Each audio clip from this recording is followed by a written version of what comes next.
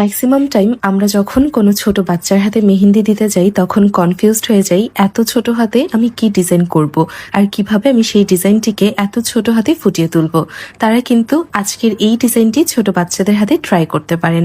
আমি এখানে আমার একদম ছোট বোনের হাতে মেহেন্দি দিয়ে দিচ্ছিলাম, খুবই পুচকো একটা হাত। তবে আজকে টিউটোরিয়ালটা করার সময় আমি একটু ভুল করে ফেলেছিলাম। আমি দিনের বেলাতে বসে টিউটোরিয়াল করছিলাম আর তার সঙ্গে লাইটও অন করে রেখেছিলাম রুমের মধ্যে, যার কারণে দুটো আলো একসঙ্গে মিক্স হয়ে একদম হজবরল একটা অবস্থা হয়ে গিয়েছে।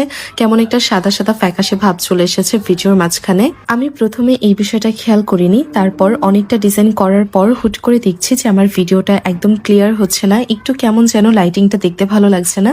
তখন একবার ভেবেছিলাম যে থাক এই ভিডিওটা না করি, কিন্তু পরে ভাবলাম আচ্ছা হোক, একটু অসুবিধা হতে পারে, কিন্তু আশা করছি একটু মনোযোগ দিয়ে দেখলে ডিজাইনটা বোঝা যাবে।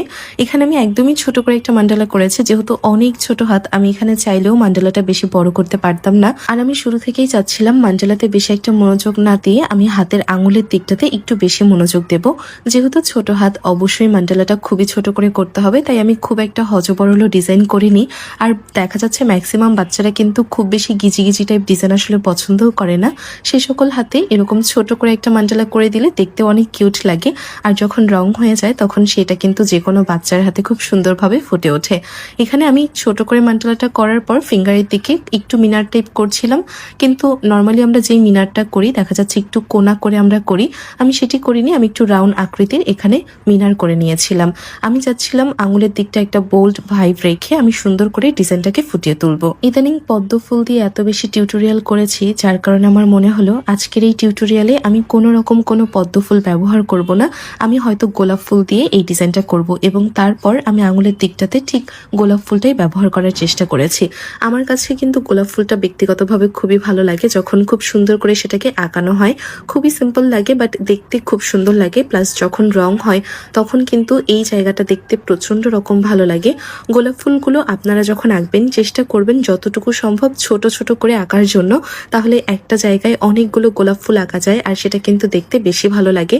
আর এমন যদি আমরা করি যে একটা জায়গাতেই আমরা অনেক বড় করে গোলাপ এঁকে সেখানে জাস্ট একটা কিংবা দুইটা গোলাপ এঁকে দিয়েছি, তাহলে কিন্তু সেটা দেখতে ভালো লাগে না। যখন খুবই ছোট ছোট করে আমরা কাজ করব তখন কিন্তু অল্প একটু জায়গাতেই আমরা অনেকটা ডিজাইন করতে পারবো, এবং সেটি যখন রং হবে সেটি কিন্তু ডিজাইনগুলো সুন্দরভাবে ফুটে উঠবে। এখানে আজকে আমি একটা সত্য কথা বলি, আমার ব্যক্তিগতভাবে বাচ্চাদের হাতে মেহেন্দি দিতে একদমই ভালো লাগে না, কারণ এত ছোট হাত, সেখানে চাইলেও মন খুলে আসলে ডিজাইন করা যায় না।